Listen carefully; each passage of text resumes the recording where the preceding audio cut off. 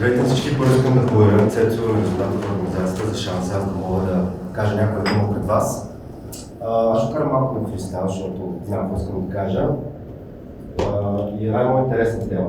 Също преди да започна, искам първо да видя колко от вас в момента работят като продуктови дизайнери. Вдигнете ръка. Окей, а колко от вас работят в продуктова компания? И колко от вас намират работата си и организацията си в един хаос? Супер! Ами, това ще е една от темите, които ще говоря. Всъщност, аз в момента съм в една организация от хората, ако направих 7 месеца в Clever и там съм с една специална мисия. Мисия да имахме преструктуриране, реорганизирахме цялата организация за по-голяма ефективност и за по-добра колаборация. И аз бях един от главните участници в това нещо. И темата обвързана с това какво е хаоса, какво прави дизайнера в този хаос, той ли го създава, или има нужда, хаос има нужда от дизайнер, за да спре да бъде хаос по някакъв начин. В общо взето в тези неща ще поговоря каква е ролята на дизайнера и защо и как ние сме преструктурирали тази организация. Тук аз ви прецених контрастът, аз съм Дани и съм дизайнер, като повечето от вас. В момента работя като лидер в CleverTap, която ще кажа някакви думи за тази организация, но през свободното си време съм и дизайн лид в агенция Hype, където правим интересни проекти, веб дизайн и продукти. През второто свободно време давам в софтуни. През третото свободно време кофаунднах и съм тренер в Figmaster, който е курс за Figma. Безплатен е, ще има и платен, да използвам преднали, figmaster.bg, който иска да научи нещо за Figma, заповяда. През четвъртото свободно време учим хора на събития, като това си говоря с хора, да получавам опит, млади от стари, от всякакви хора, много обичам, аз съм социален човек, така екстроверт. Обичам да съм сред хора. Като човек, през пето свободно време, понякога хора да карам сноуборд и някакви спортове, които не са толкова популярни, не хора в фитнес, скучно не. През петото, шестото свободно време обичам да карам света, обаче ме за хора на музей, аз много обичам да ям и да пия. Това не е много да взема хора, защото вярвам, че живота е прекалено кратък за лоши напитки. И заради това в шестото свободно време обичам да правя домашни бира и да готвя някакви неща.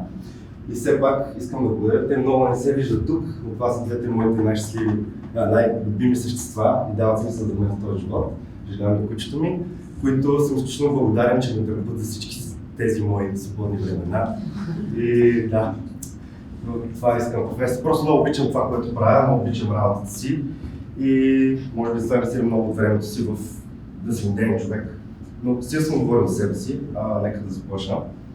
В CleverTap или много от колегите ми в момента в български офис, като типично за българите имаме да даваме носталгия за неща, които вече не съществуват, бившето Лимпо.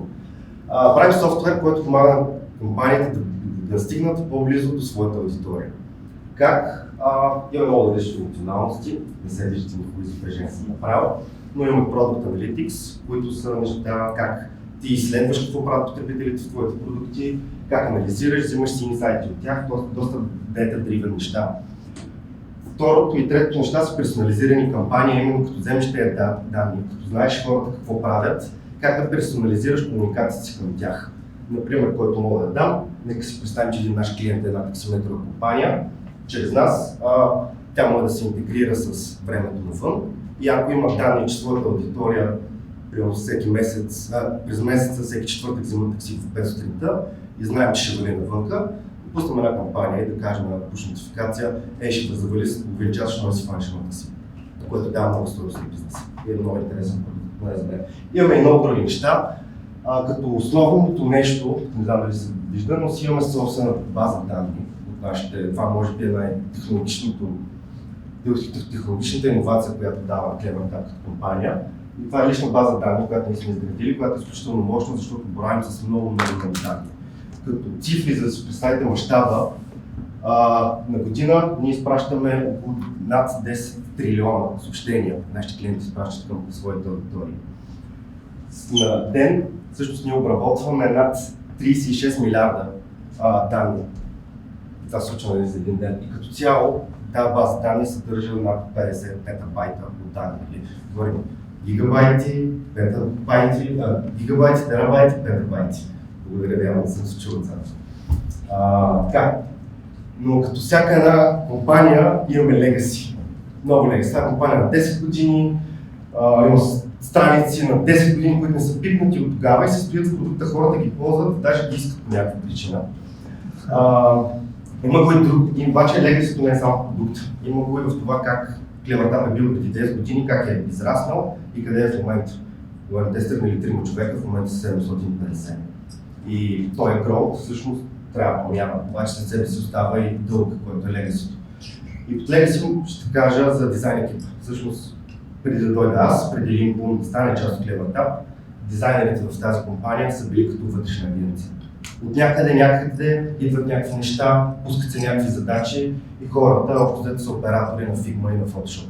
А така не трябва да бъде света, защото дизайнерите са креативни същества. Вие знаете много по-добре от мен какво сме способни. И тук идва всъщност една от моята роля. Трябва да променим тези неща. Това нещо трябва да дромне, трябва да се изградат някакви процеси, така че машината да работи и CleverTap да продължава да дава стойност на своите потребители. И за това всъщност в момента имаме един термин, който аз пропагандирам, че си имаме in-house дизайнери, но вътре в хаус дизайнери или това е дизайнер, който работи в центъра на хаоса. Но да, това беше основата и сега вече искам да задълбавя в две основни теми, като първата от тях е структурата и какво ние направихме и как преструктурирахме всъщност нашата организация. Първо ние имаме две системи за структура. Едната е иерархичната, която би трябвало да е позната на повечето от вас, обаче имаме и операционна структура. Те работят заедно, но са две отделни неща. Като първата, иерархичната, знаете, шеф отгоре, VP-то, директора, менеджера, IC. Цялата идея на иерархичната да съществува заедно с другата, защото все пак работим с хора, големи екипи, трябва да има някой, при който като има проблем, защото работим с хора, на който се оплаче, кой да реши проблема, кой да не ти каже някакви неща, за да не ти стъжни живота и кой да ти каже някакви неща, за да знаеш каква е мисията и на къде да ходиш. Ние имаме нещо като департаменти, което сме наречили chapters. Отгоре имаме лидершипа, те са най-важният чаптер естествено, оттам имаме IT хората, които се грижат да има машини, всичко да работи, да имаме достъп до каквото трябва. Отдаваме колко маркет, това са хората, които се грижат продукта да стигне и да се продаде по някакъв начин, нали, да има пари. Имаме people chapter, които са вътрешните хора, които се грижат талантите да растат, талантите да стават все повече и талантите да се чувстват добре. Имаме product chapter, а това са хората, които свързват бизнеса с потребителите, продуктовите менеджери. Имаме support chapter, които са хората, които се говорят с тези потребители. Това са технически support, които са малко по-гик хора и обикновени customer support агенти. Имаме маркетинг чаптера, който е изключително важен, защото това е комуникацията по всички канали, а и ние използваме нашия си продукт, за да персонализираме това как говорим. Тоест, ние сме и потребители на собствения си продукт, което не навсякъде може да се случи. И там идваме ние, но това ще е втората част от моята презентация, Experience Chapter, както сме нарекли. Имаме Engineering, Documentation, Customer Success и Product Intelligence. Това си е наше име, на практика това са Data Science нещата, изкуствен интелект и така нататък. Така, обаче по-интересната тема е операционната структура и защо тя съществува и поне аз как я разбирам. Това е естествено през моята призма. Операционната структура в основата си са cross-functional teams, които представляват едно колело, където имате един продуктов менеджер, един продуктов дизайнер, имате фронтенд и бекенд девелопери, quality assurance специалисти, които варират от екип до екип, в зависимост от нуждите. Но в основата си изглежда така. И имам естествено един инженеринг team lead, който да помогне на тези хора да им раздаде задачи, да е сигурен, че кода, който пишем, е смислен, да е написан добре и така нататък има някакво качество, защото това нещо трябва да гроби. Тези колела, всъщност, тези спици, се ги наричаме подове. Или това е концепцията за Product Oriented Delivery. А именно, че тук имаме всички тези екипи, които показват преди това, на предишния слайд, но имаме и други хора, които помагат на тези екипи да бъдат по-успешни. И тук вече слагаме UX райтери, хората, които пишат как ние говорим на нашите потребители, имаме технически райтери, които пишат документацията на този сложен фичър, който никой не разбира как работи в детайли. Имаме DevOps инженери, които изграждат инфраструктурата, така че да е възможно да се гради отгоре. Customer Success Manager, които са хората, които се грижат нашите клиенти да бъдат щастливи и успешни. Имаме Solution Engineers, които са хората, които изграждат начина как много колаборираме с тях по интересен начин, между другото, но как с нещата, които разработваме, да ги вкараме в това как селс хората продават на новите проспектите, които идват.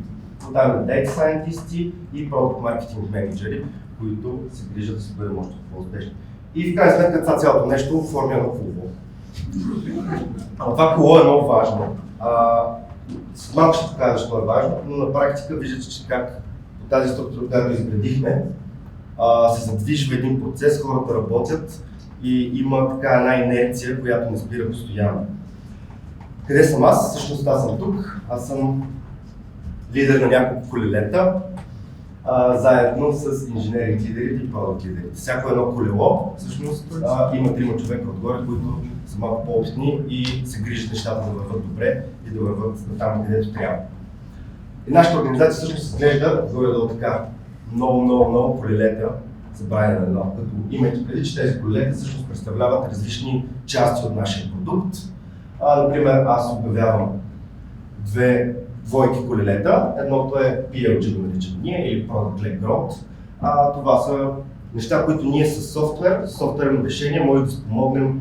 Например, едната част са как онбордваме клиенти, как те разбират без наша помощ да използват нашия продукт, да бъдат успешни, или пък на селс хората, как да изградим добри дема, така че те да представят с фалшиви или истински данни на клиентите какви са възможностите на нашия продукт и много такива неща. Другото крило, което обявявам, са Product Analytics или как ние разбираме тези данни, какво ни говорят.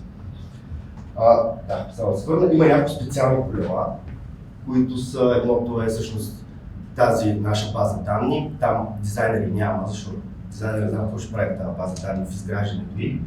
И те са тия технически хора, които дават сила на всичките други колелета да продължават да се въртят. И има още няколко специални колела, които няма да се занимават с глупости. Но на практика, ако сега не знам дали се вижда, но това е как нашата организация се върти. Всички тези колела са причината тя да съществува, да се върти, да продължава, да можем да скалираме и да продължаваме да правим това, което правим. Обаче, тук говоря за структури, за неща, когато стори въпрос дизайнера, какво става с него, къде е той в цялата картинка. И това е най-важната тема, може би, всичко, поне за мен, защото аз съм лидер на тези хора. Experience Chapter. Какво представлява? Първо, в нашата така сме разпределили, че горе-долу решиото на един дизайнер е 1:7 с девелопери. Той в един екип работи един дизайнер и той дава работа на 7 до 9 програмиста. Също важи за един PM, нали? Аз говоря за дизайнер в момента. Другото нещо, което е факт за нашата организация, което аз често казвам да съм много хепи, че дизайнера не е UX writer. Имаме тенденцията в момента, работим по това да подобрим, но дизайнерите са малко лениви и не се пишат копито. За мен това е грешка, защото копито е много важно да упростяваш това, което искаш да направиш. И работим, за момента не е така, но скоро ще се направим неща. В самия екип, нашия чаптър, всъщност лидершипа е дистрибутиран, за да може, тъй като нашата шефка Гита не може да огреде навсякъде, трябва и помощ. Затова идваме и лидерите, и целият екип. Ние сме горе от 15-16 човека, ще ви излъжа. Точно колко е бройката, мисля, че това са всичките хора, обаче сега не ми се борят. И нашия чаптър всъщност не е само от продуктови хора, той е от маркетинг дизайнери. Всички не са нашия. Ние си помагаме, ние си колаборираме, супер активни сме, много обратна връзка си даваме. Един продуктов дизайнер помага понякога на маркетинг дизайнерите и обратното. И така сме доста сплотени. Развиваме допълнителни инициативи, които са отвъд нашия roadmap, за да може да се подсигурим, че всъщност има добро потребителско изживяване. Има много legacy. Например, една от инициативите, която мога да ви кажа, в момента правим редизайн на всичките сетинги, защото през 10 години всеки там е слагал, ръчкал, правил някакви неща и в момента дори тези хора, които са ги създали тези сетинги, не могат да се ориентират вътре, камо за нашите потребители. И ако няма дизайнери, които да движат това нещо по някакъв начин, няма как да се случи. И тук е много важна нашата роля всъщност като лидери, че трябва да излезем и да им кажем на хората, защото PM-ите и другите хора винаги си имат други цели. Хора, трябва малко да дадем назад, не може само да бълваме фичери, трябва и да махнем някои фичери, трябва да преосмислим някои фичери, за да може хората да са хепи. Дизайнерите са отговорни за няколко неща. Като всякъде, където има ръчичка, всъщност това е колаборация. Единствено сами това, което правят те, са дизайна, и после да се ревизира дизайна как става. Но всеки един ресърч, който го правят, brainstorm, roadmap, measure, в смисъл, бягам от дума, както и да е measure, на това какво сме направили, дали има смисъл, дали дава стойност, дали е успешно, това го прави в колаборация с целия cross-functional team. Това какво значи? Че в един ресърч, в едно интервю с клиенти, там ще участва и бекенд инженер, защото той има различни перспективи и различни въпроси. Компанията понякога е много против това, защото бекенд инженера може да прави много по-други неща, нали, как така той ще е в ресърча. Да, ама не, те хора трябва да имат целият контекст да участват във всеки един процес. Така сме екип, иначе създаваме сайлота, един прави нещо, друг прави нещо и накрая не знаем дали правим едно също. Правим брейнсторминги, участваме в роудмапа, всички тези неща. Но много важно беше при това реструктуриране как дефинираме дизайнера, какво разбираме за дизайнер, за различните нива в нашата компания на дизайнер. Трябваше да имаме разбиране, за да начертаем кариерен път на тези хора. Те се чувстват, то и на мен, и аз съм хора. И да имаме общо разбиране човек на тази позиция докъде стига обсега му. Обаче няма черно и бяло в този свят. И аз се помислих, добре, имаме една документация, регулар дизайнер да прави това, ама то не е черно и бяло, не може просто да е така и трябва да намерим друг начин да го визуализираме. И аз градих един документ, който малко съм го стилизирал, но си го ползвам активно в момента. И ще започнем всяка една роля, която имаме. Като associate или junior дизайнер, всяка една роля ще се представя в тази пагина. Принципно не се вижда много. Вижда ли си? Добре, окей. Това са основните умения, които ние стигнахме до заключение, че са най-важни за един дизайнер в продуктова организация. Дизайн, естествено. Има ресърч, има колаборация, има инфлуенс. А именно ти като дизайнер, как можеш да впечатлиш и да окажеш влияние на други департаменти. Има operations, именно колкото бързи когато трябва да излезеш с нов Figma и да направиш някакъв Excel sheet по някаква причина. Има domain knowledge, именно колко добре знаеш индустрията, в която работиш, колко добре познаваш продукта. Оттам има технически знания, защото един продуктов дизайнер би казал е много добре и би трябвало да може да разбира поне малко от код. Не да го пише, да разбира. Има и комуникация, която за мен е изключително важна. И както виждате, един associate в началото, когато той е в нашата компания, той е много млад. Има едно връхче тук, така не току-що е завършил някакво образование, той има знания в дизайна, те не са супер много, но ги има. Може малко да познае за ресърч, живява с хора, живява в социална среда, така че има колаборация поне малко. И до там, стига толкова. Но когато той дойде при нас, изправения менторшип, изправената подкрепа, всъщност един associate в един момент почва да се заформя една малка звездичка в неговите умения, а именно той почва да разпростира до там какво той е способен. И за мен, как измерваме ние всъщност, кога един дизайнер преминава напред и трябва да бъде повишен по някаква стойност, е поне две от тези умения трябва да имат прогрес във времето. Как го измерваме? Познаваме си хората, комуникираме с тях. Аз, например, всяка сряда имам 5 срещи, една след друга, за one-on-one да си говоря с моите дизайнери. И не си говорим да ревизираме работа, говорим си за тях, за интересите им, за проблемите на работа, за такива неща. Това е изключително важно. И всъщност по този начин го измервам. Аз мога да кажа, нека наблюдавам този човек всеки ден, наблюдавам работата, в момента той се развитава. Има малко интуиция, но то няма как. Това е супер нормално. Не може всичко да е дете дрива. И когато е един регулар дизайнер, той вече няма звезда, защото няма как да има звезда в тази пагина, обаче той почва да има повече колаборация, почва да има повече инфлуенс, защото вече се е доказал с някакви успехи в твоята организация, хората почват да му вярват. Вече натрупва някакво техническо знание, защото работят всичките инженери, питайки тъпи въпроси, те му ги обясняват, той почва да разбира и вика, ето как работим. Съответно комуникация, ако някой го пита, той може да каже, това не го направихме така, защото бекенда ми обясни, че не може. И почва да взима и domain knowledge. Обаче има и различни смисъл, може да има регулар, може да има регулар. И тази паяжина цели да ви покаже, че двама човека на една и съща позиция могат да имат различни знания. И трябва да сметнем, че един регулар в началото на това да бъде регулар дизайнер е едно, обаче той, придвижвайки се повече към синьоритето, той пак е регулър за този етап, но има много повече знания. Той човек е почти готов да бъде повишен, може да му трябва още малко побутване, още един успех и той ще бъде повишен и съответно сигурно ще бъде по-щастлив. За синьор дизайнери вече пажен интерестен. Това са едни нива, които ние дефинираме и ги измерваме и сме си казали, нали, синьор дизайнерите обикновено трябва да имат поне 3 неща, които са на трето ниво за дали technical knowledge, дали за дизайн, дали за research. Няма значение, може да има синьор човек, който не разбира толкова много от дизайн, обаче е много добър в research, има много добър domain knowledge, technical knowledge. Има колеги, които не са били дизайнери, били са продуктови менеджери, например, и впоследствие се трансформират дизайнери, защото просто са усетили, че това е тяхното нещо. И се случват вътрешно такива неща. И така всъщност за всички роли те могат да някои неща да адвенсват, в други не, но на практика върват напред, имаме си став, който е след синьор. Обаче пък став искам да покажа тук също нещо интересно, че став дизайнерите също имат много technical knowledge, много domain knowledge, research, influence. Обаче, като менеджери, те са на практика на едно и също ниво.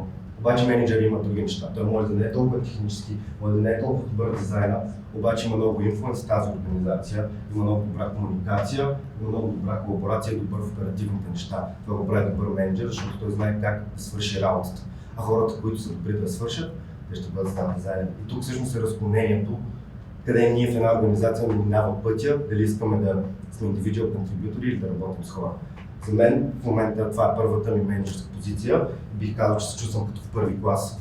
Защото нищо не разбирам, допускам грешки всеки ден.